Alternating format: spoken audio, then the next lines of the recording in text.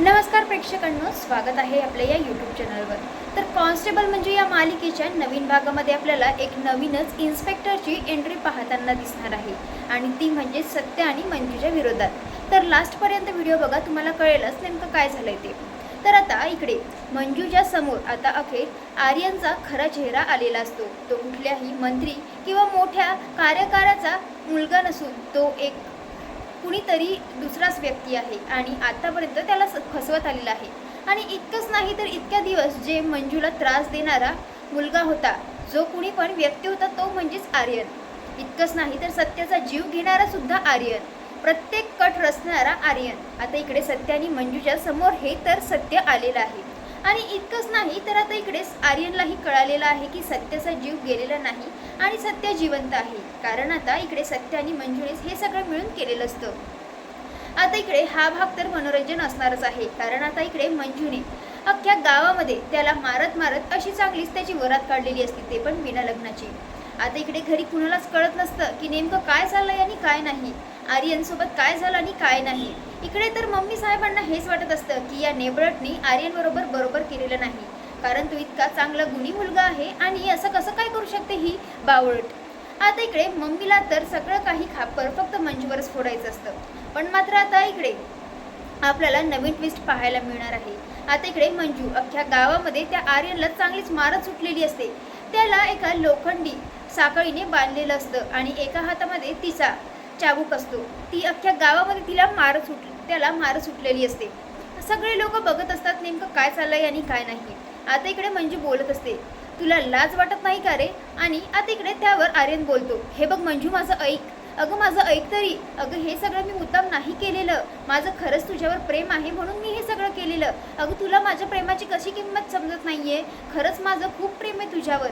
आता इकडे त्यावर मंजू बोलते, कसला विकृत आहेस रे तू, तुझं प्रेम नाही, तू विकृत आहेस, विकृत। आणि असं कुणी करतं का? तुझं माझ्यावर खरंच प्रेम आहे ना माझ्यावर, तुला माझ्यासोबत लग्न करायचं ना? आता तुझी चांगलीच मस्ती काढते की नाही बघ तू, तुला पोलिसांचे 4 दंडे पडले ना, बरोबर तू तुझं तोंड उघडशील।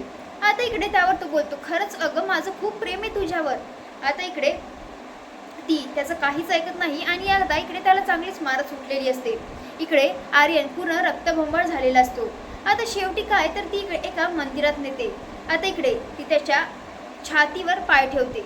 आता एकदम आर्यनला जाणवतं की समोर कुणीतरी देवीच उभी आहे की काय, जशी काय दुर्गा देवी, म्हणजेच तिचे असे खूप सारे हात दिसतात, तिच्या हातामध्ये वेगवेगळे शस्त्र दिसतात। इकडे आर्यनला तर एका क्षणासाठी वाटत असतं की खरंच कुणीतरी देवी त्याचा जीव घ्यायला चाललेली आहे की काय, आणि ती हेच बोलत असते की आता तुझा संहार माझ्याच हाताने होणार, तुझा शेवट माझ्याच हाताने होणार।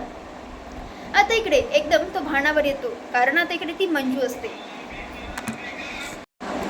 आता इकडे मंजू त्याला परत पकडते आणि खेचत आता इकडे माया सदनकडे यायला निघालेली असते। आता इकडे कोणालाच काहीच कळत नसतं। आता इकडे ते जे पंडित जी असतात ते सुद्धा बोलतात, मी काय म्हणतोय, इथे नक्की लग्न होणार आहे की मला इथे टाइमपाससाठी बोलवलेलं आहे की मी माझ्या कामासाठी जाऊ?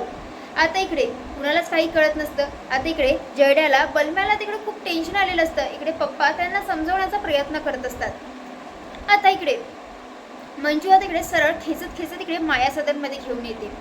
आता इकडे तिला म्हणजेच इकडे आर्यन तिला मारत आहे। आता हे पाहून इकडे माया बोलते, ए नेबट, काय करतेस तू, बस झालं। आता इकडे त्यावर मंजू बोलते, आता हा माझ्या हातून सुटणार नाही, याचा अंत हा माझ्याच हातून होणार। आता इकडे त्यावर माया बोलते, ए तुला काय वेळ गिळं लागलं की काय ग, काय झालं तरी काय? आता इकडे त्यावर ती बोलते, मम्मी साहेब, इतके दिवस मला त्रास देणारा, माझा छळ करणारा हाच आहे तो आर्यन, आणि हा कुठल्याही मंत्र्याचा वगैरे मुलगा नाहीये, हा आतापर्यंत आपल्याला फसवत आलेला आहे। आता इकडे त्यावर ती बोलते, काय ग, काय पुरावा काय आहे तुझ्याकडे? आता इकडे त्यावर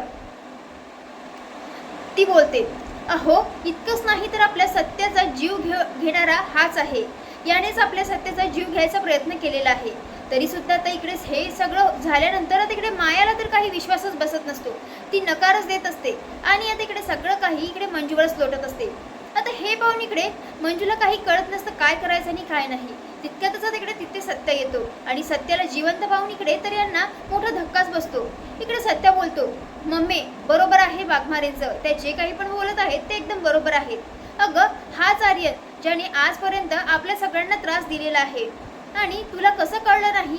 आता इकडे हे सगळं पाहून इकडे मम्मीला तर मोठा धक्काच बसतो। पण आता तिकडे जयड्या बलमा तिकडे खूप खुश असतात, कारण तिकडे अखेर आर्यनचा जो खरा चेहरा आहे तो तिकडे सगळ्यांसमोर आलेला असतो. पण आता इकडे आर्यन बोलत असतो, काय ग मंजू, तुला माझ्या प्रेमाची खरंच किंमत नाहीये ना, कदर नाहीये. आता बघच माझं तू दुसरं रूप बघ. आता फक्त तू एकदा मला सोड. आता तुला काय, तुझ्या अख्ख्या फॅमिलीला मी बरबाद करून टाकेल. कुणालाच जिवंत सोडणार नाही. या सत्याला आणि तुला तर मी जिवंत बिलकुलच सोडणार नाही. तुला माझ्या प्रेमाची किंमत नाहीये ना, आता खरंच तू माझा विकृत चेहरा बघशीलच. पण मात्र आता आपल्याला एका नवीन इन्स्पेक्टरची एंट्री होताना दिसणार आहे. आता इकडे आर्यनला तर त्याच्या कर्माची शिक्षा मिळणारच आहे, पण आता इकडे नवीन इन्स्पेक्टरची एंट्री झालेली आहे आणि ती म्हणजेच अनुष्का पाटील. आपल्याला ही अनुष्का पाटील म्हणजेच मालिकेतील स्वानंदी आपण आधी सुद्धा या अभिनेत्रीला पाहिलेलंच आहे. पण आता इकडे ती बोलत असते, आता बघतेस हा सत्य माझ्या हातातून कसा वाचतो ते. आता नाही या सत्याची अख्खी कुंडली काढणार आणि सगळ्या जगासमोर आणणार ना, ते बघाच तुम्ही. आता इकडे मंजूला खूप मोठा धक्का बसलेला असतो.